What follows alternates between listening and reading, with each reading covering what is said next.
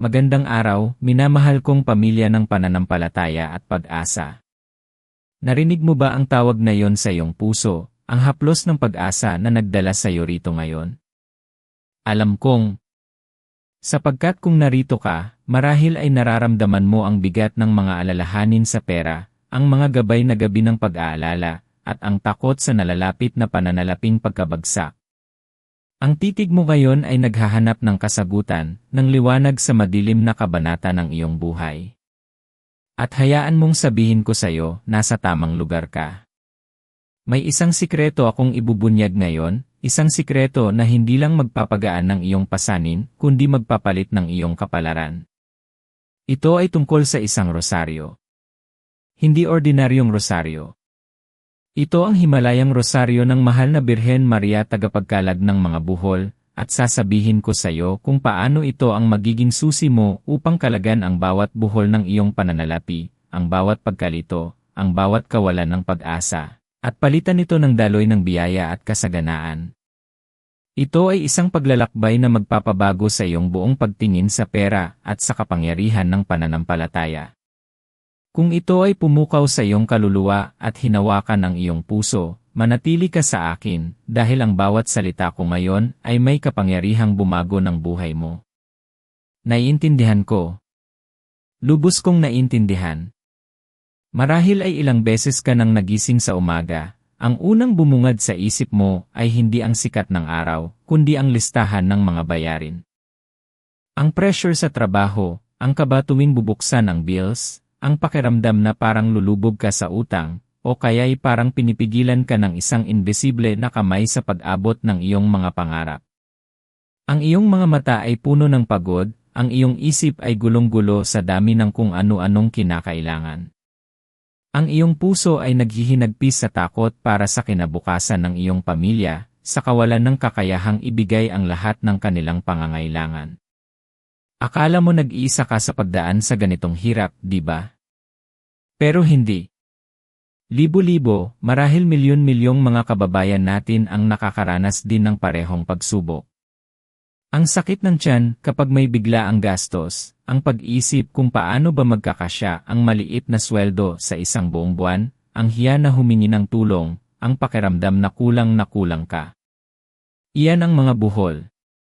Ang mga buhol na ito ay hindi lang sa iyong pitaka matatagpuan, kundi sa iyong isip, sa iyong kalooban, sa iyong pananampalataya.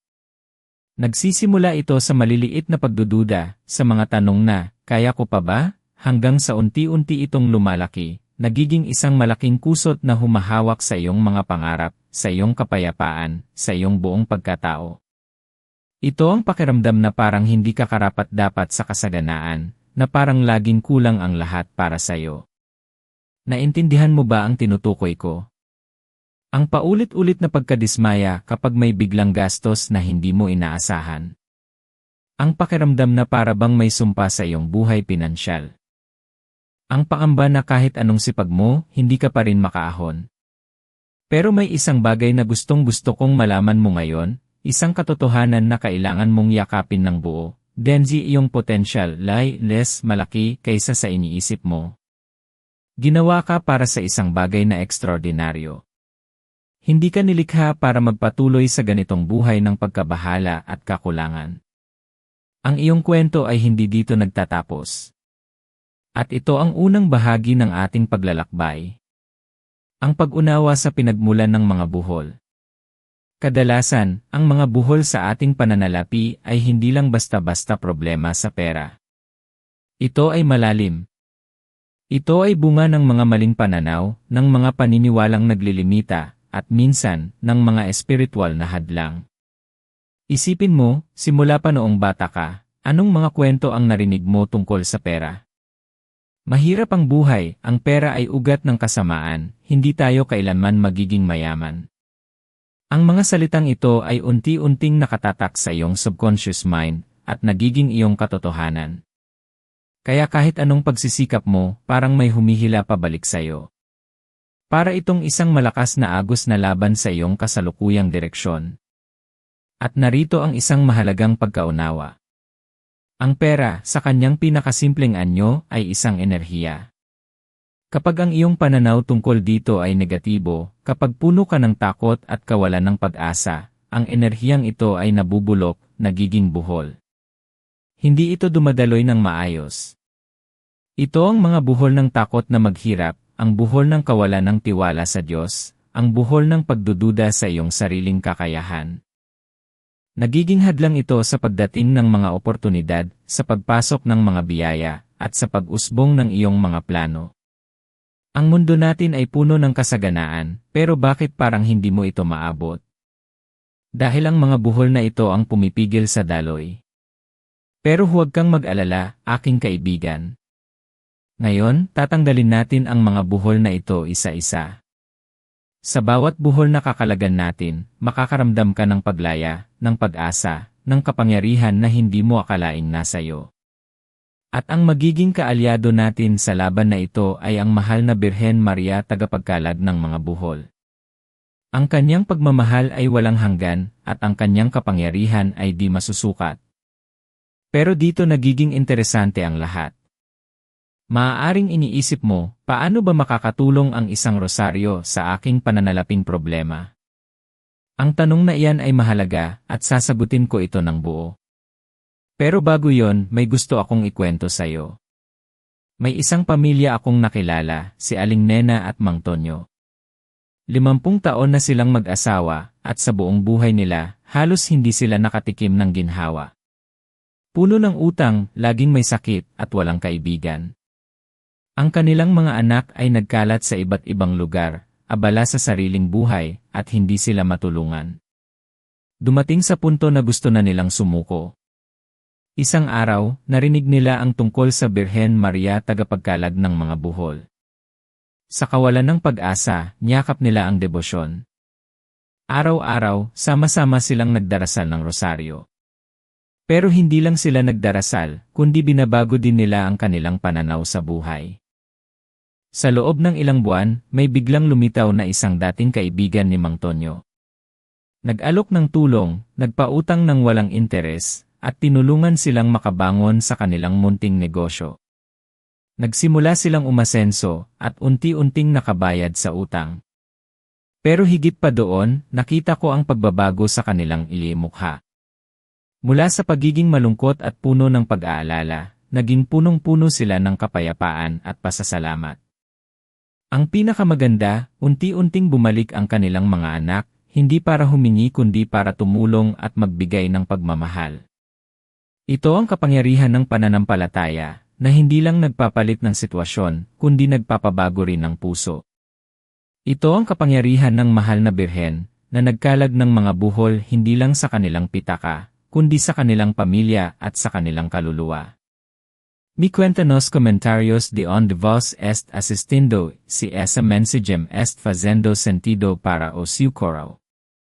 Isso me ajuda muito entender nossa família aqui, criar conteúdos ainda mais transformadores. Ngayon, dumako tayo sa ikalawang bahagi, ang kapangyarihan ng Himalayang Rosaryo. Ang rosaryo ay hindi lang simpleng koleksyon ng mga butil. Ito ay isang sandata. Isang tulay sa langit. Isang pagpapatunay ng iyong pananampalataya. At kapag idinadasal mo ito kasama ang intensyon na kalagan ang iyong mga buhol pinansyal, nagiging higit pa ito sa isang dasal, nagiging ito ay isang ritual ng pagbabago, isang deklarasyon ng tiwala sa Diyos at sa mahal na Birhen. Sino ang mahal na Birhen Maria tagapagkalag ng mga buhol? Kilala siya sa buong mundo bilang isang makapangyarihang tagapamagitan, na may kakayahang kalagan ang mga buhol na pinakamahirap kalagin sa ating buhay. Ang buhol na maaaring gawa ng pagmamaliit sa sarili, ng takot, ng kawalan ng pagpapatawad, ng galit, o kahit ng sumpa na nagmumula sa mga salita ng iba. Pero ang pinakamalalim na buhol ay ang buhol ng kawalan ng tiwala sa Diyos. Kapag nawawalan tayo ng tiwala, nagtatayo tayo ng mga pader na pumipigil sa kanyang mga biyaya na umabot sa atin. Ang mahal na Birhen Maria tagapagkalag ng mga buhol ay inilalarawan na may hawak na isang mahabang laso na puno ng mga buhol, at sa kanyang mga kamay, unti-unti niyang kinakalag ang mga ito.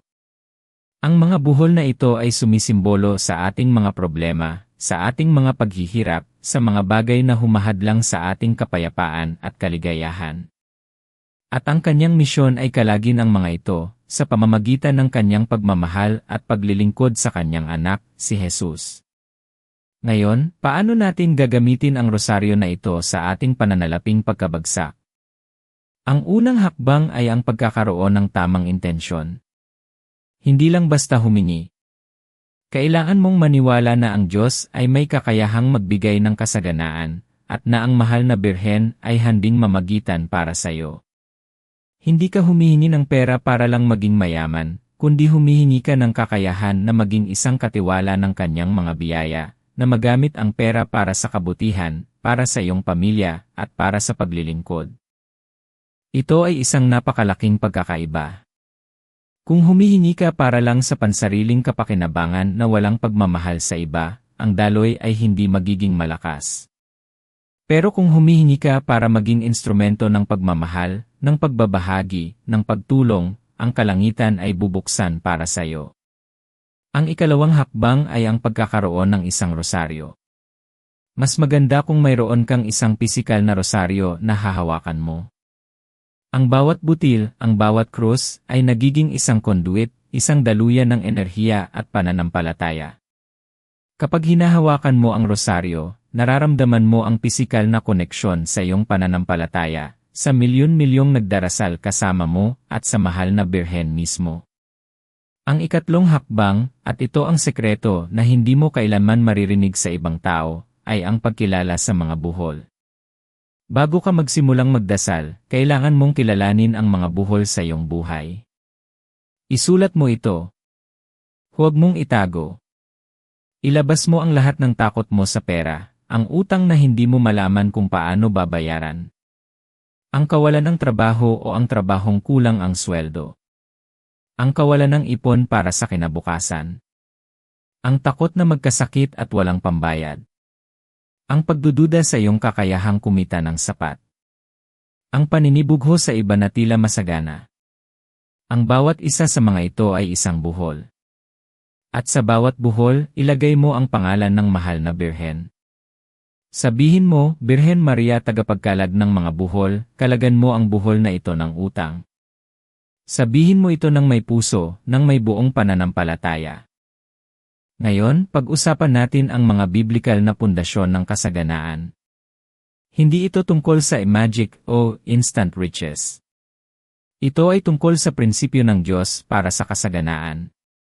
Tandaan mo ang Jeremias 20:11, sapagkat nalalaman ko ang mga panukala ko sa inyo, sabi ng Panginoon, mga panukala sa kapayapaan at hindi sa kasamaan, upang bigyan kayo ng kinabukasan at pag-asa.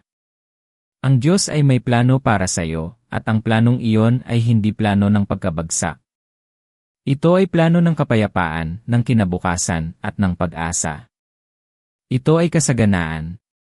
Ang Filipos 4:11 naman ay nagsasabing, at pupunan ng aking Diyos ang bawat pangangailangan nyo ayon sa kanyang kayamanan sa kaluwalhatian kay Kristo Jesus.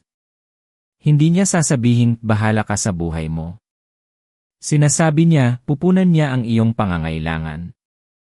Ito ang pangako ng Diyos sa atin. Kailangan lang nating maniwala. Pero may isang bagay pa na kailangan mong gawin, isang bagay na kadalasan ay nakalimutan. Ito ang pagiging isang mabuting katiwala.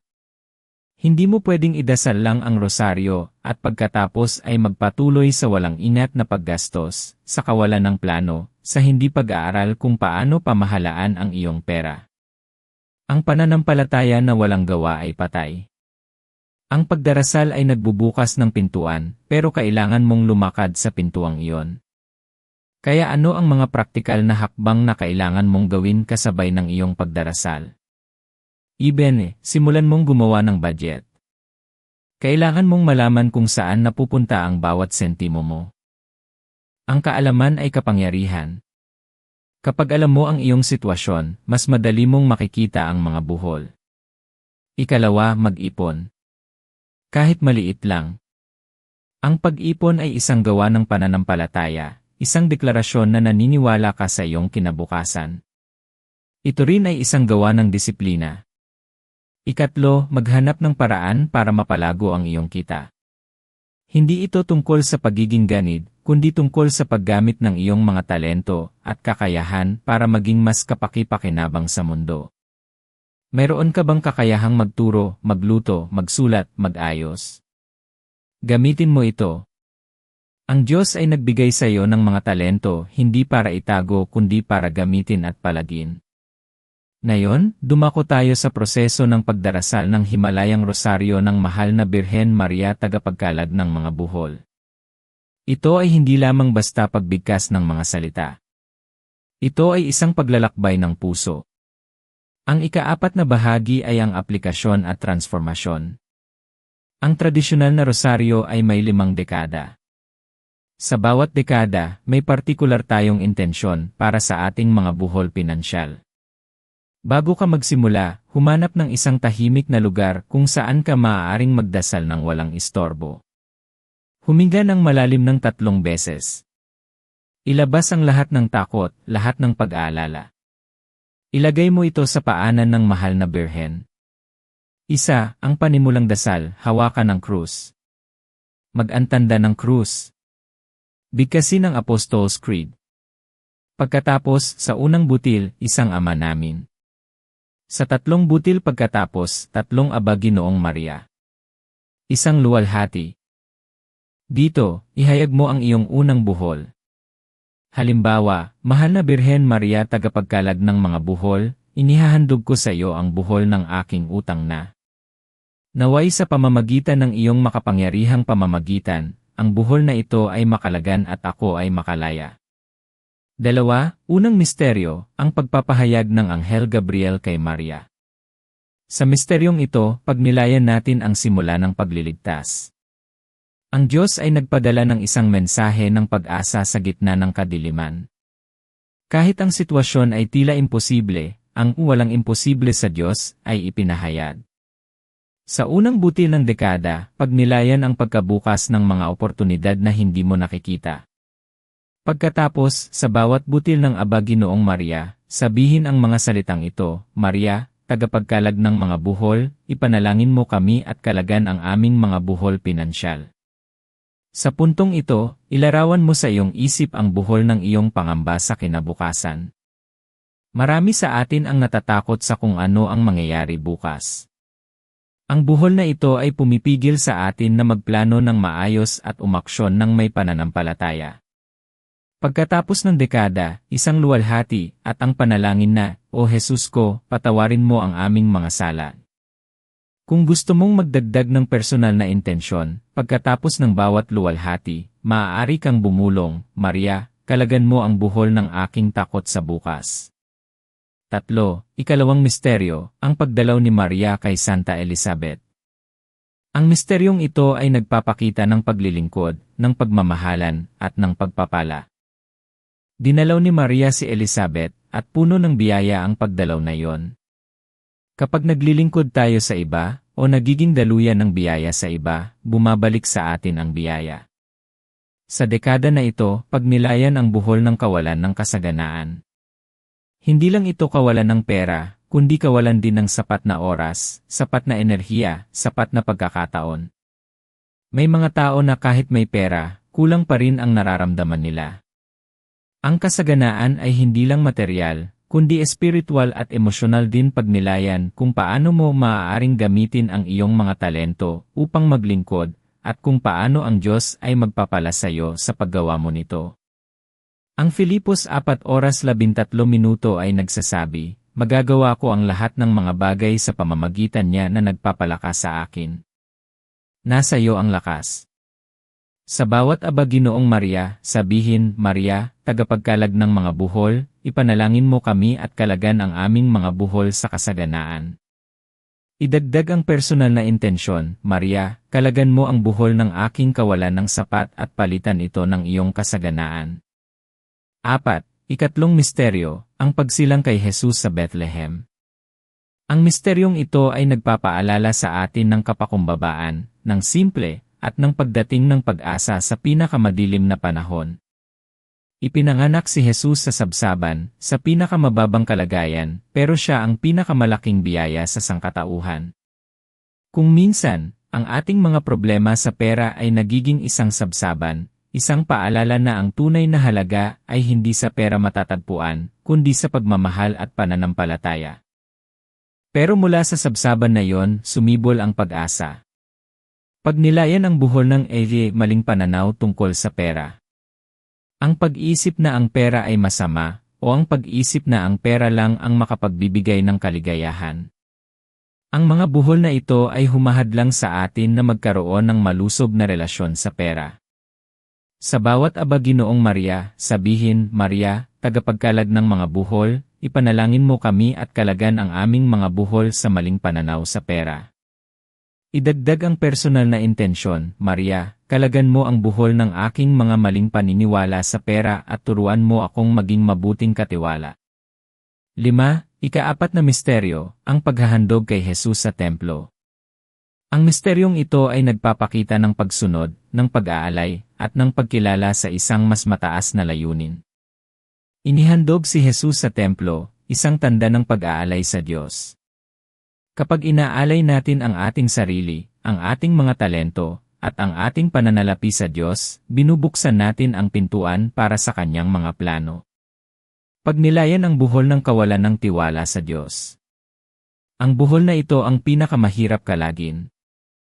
Dahil kung hindi ka nagtitiwala sa Diyos na magbibigay ng iyong pangangailangan, sinasara mo ang bawat pintuan ng biyaya. Sa Salmo 46, isa ay sinasabi, ang Diyos ang ating kanlungan at kalakasan, isang handang saklolo sa panahon ng kagipitan.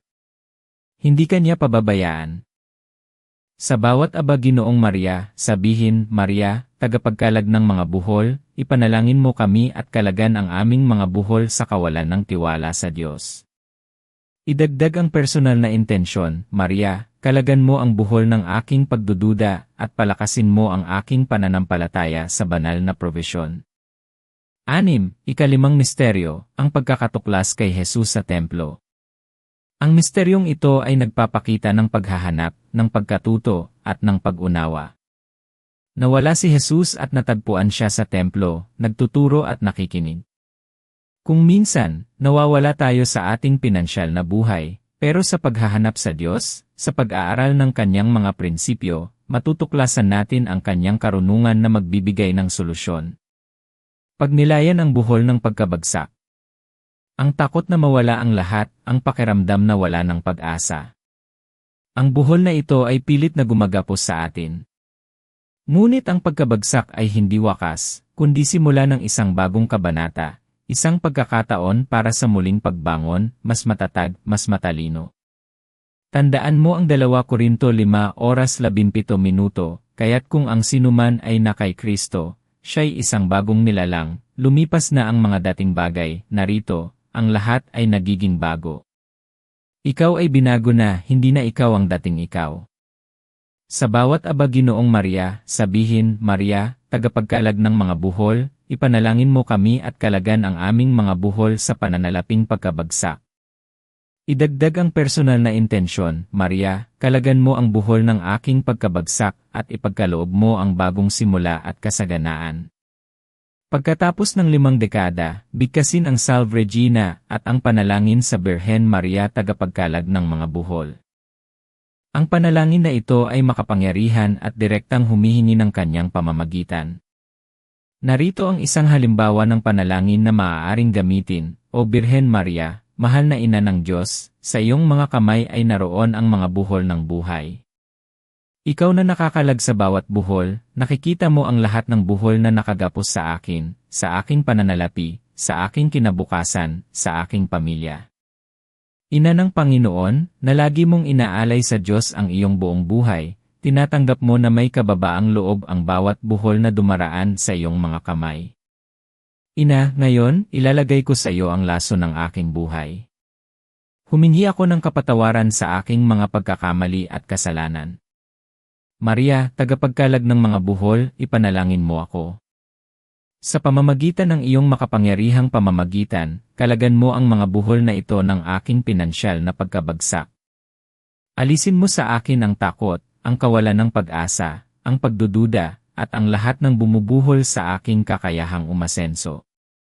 Gabayan mo ako, Ina, sa paggawa ng matalinong desisyon. Ipadala mo sa akin ang mga tamang tao, ang mga tamang oportunidad. Tulungan mo akong maging mabuting katiwala ng mga biyayang ipagkakaloob ng Diyos. Alam kong ang Diyos ay may panukala para sa akin, at ang panukalang iyon ay para sa kapayapaan at kasaganaan. Sa iyong mga kamay, Ina, inilalagay ko ang aking buong pagkatao, ang aking mga pangarap, ang aking kinabukasan. Salamat, mahal na Ina, sa iyong walang sawang pagmamahal at pamamagitan. Amen. Ang susunod na mahalagang punto ay ang pagpapanatili ng iyong mentalidad. Hindi sapat na magdasal lang. Kailangan mong baguhin ang iyong saloobin. Ang mga positibong pagpapatunay ay napakalakas. Sabihin mo sa iyong sarili araw-araw, ako ay karapat-dapat sa kasaganaan. Ang pera ay dumadaloy sa akin ng madali at walang kahirap-hirap. Ako ay isang magnet sa mga oportunidad at biyaya. Ang Diyos ay nagbibigay ng lahat ng aking pangangailangan. Ako ay may kakayahang pamahalaan ang aking pera ng may karunungan. Ito ay hindi pagiging arogante. Ito ay pagtanggap sa katotohanan ng kung sino ka sa paningin ng Diyos. Ikaw ay kanyang anak at gusto niya ang iyong kasaganaan, hindi lang sa pera kundi sa lahat ng aspeto ng iyong buhay. Sa paglalakbay na ito, maaaring may mga pagkakataon na babalik ang pagdududa. Normal lang iyon. Ang mga buhol ay hindi agad-agad nawawala. Pero tandaan mo, ang iyong pananampalataya ay tulad ng isang buto. Kailangan itong diligan araw-araw, alagaan. Kung bumalik ang pagdududa, magdasal muli.